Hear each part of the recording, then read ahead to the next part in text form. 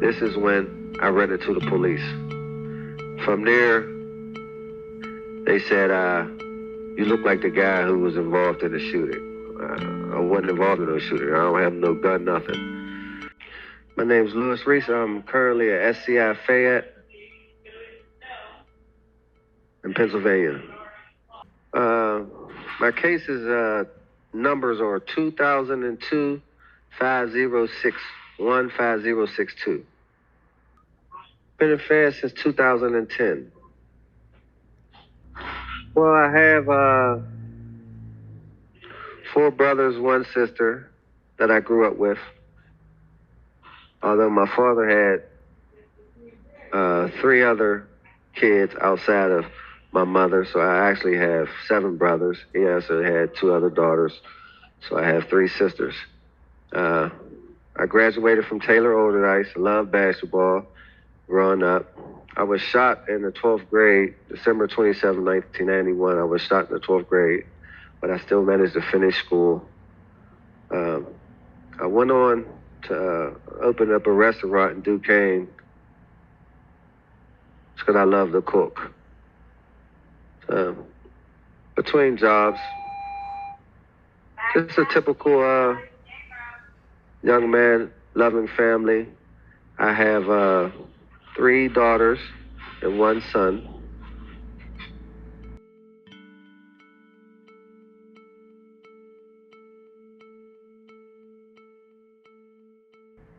At this point, I want to bring light. I would hope my case brings light to so many other cases, in hopes that the injustices that go on in Allegheny County can have a light shined on it and change.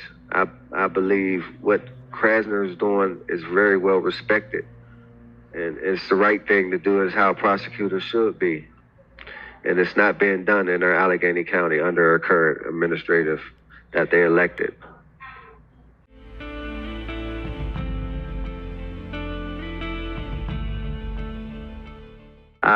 My case was never properly investigated.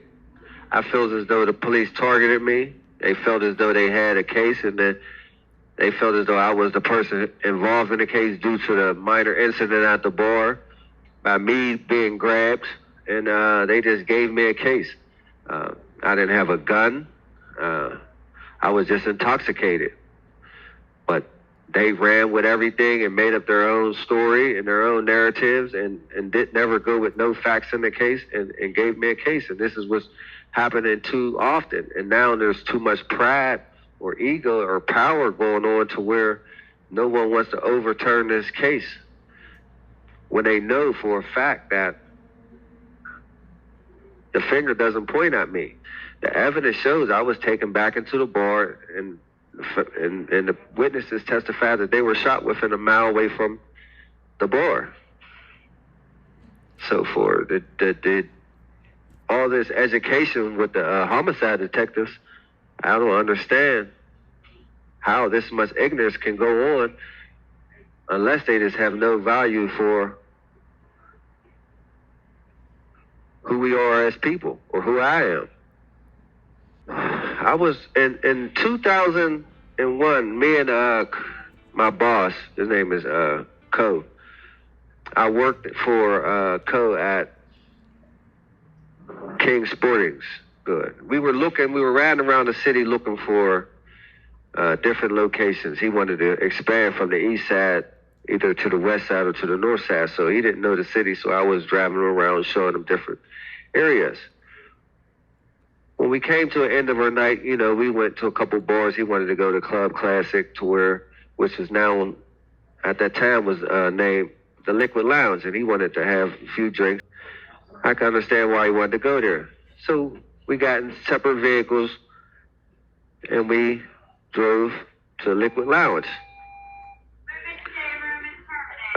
When we were in the bar, I ran into a young lady who now is Lindsay Loker, and the bar was crowded, so she was stuck trying to get past because we ran into a narrow passageway. I raised my arm. She didn't walk past. I said something slick to her, flirting, saying, "You could take me home. She looked at me. I told her, come on, come on. And she went up under my arms and went wherever she went. As I noticed Cole leaving the bar, I left the bar, had to pay a tab, ran into Lindsay Luker, and now she was with another friend. As I paid my tab, I seen them two ladies, and that's all I remember because I was outside the whole rest of the, that's as far as it went, as far as our encounters, I was outside the whole rest of the evening, catching some air, sobering up. When the bar closed, I recall a young man walking up to me talking about I'm leaving with two women. And like, get on out of here. So from then, he gets into a confrontational argument with the other guys next to me because of his demeanor, his actions. I'm inside the bar for at least 10 to 15 minutes, helping the owner put up stools. He's talking to me. I'm like, that's why I don't really be going out, coming, these places. And after a while, I left, went up the hill. I don't know where they went. I get pulled over the same night on my way to Oakland before getting something to eat to go home on the north side. And this is when I ran into the police. From there, they said, you look like the guy who was involved in the shooting. I wasn't involved in no shooting. I don't have no gun, nothing. From there, one thing led to another.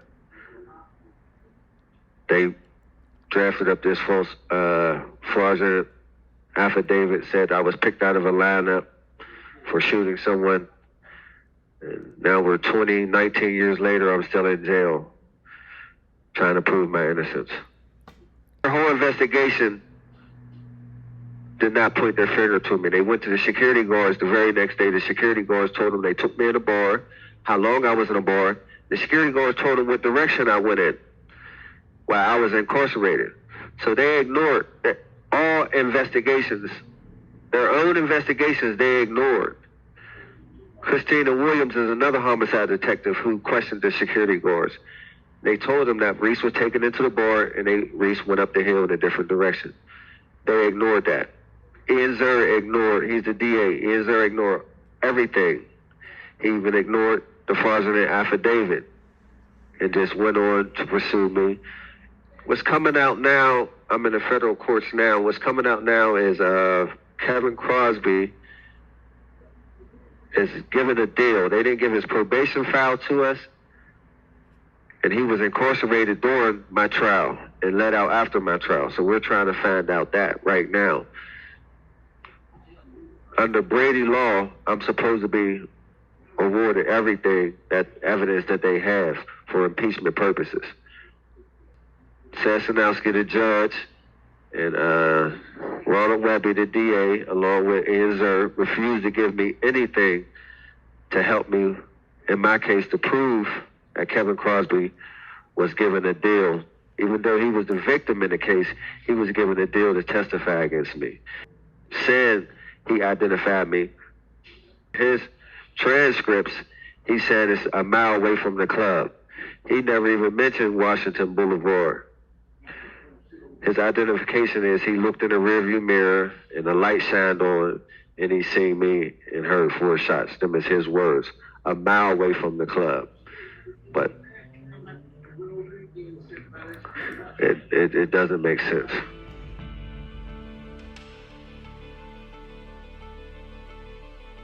When you go to the website, we have a whatdoyouhavetohide.org. We're trying to get signatures to force or plead with our current DA to start an integrity board.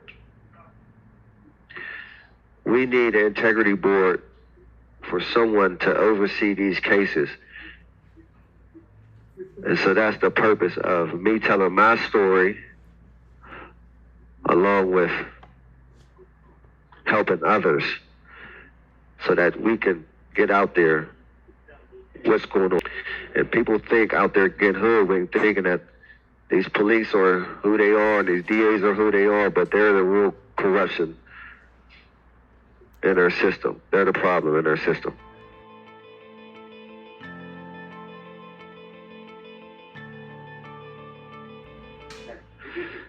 Being with my family. Can't make up the time, but sure can begin the time.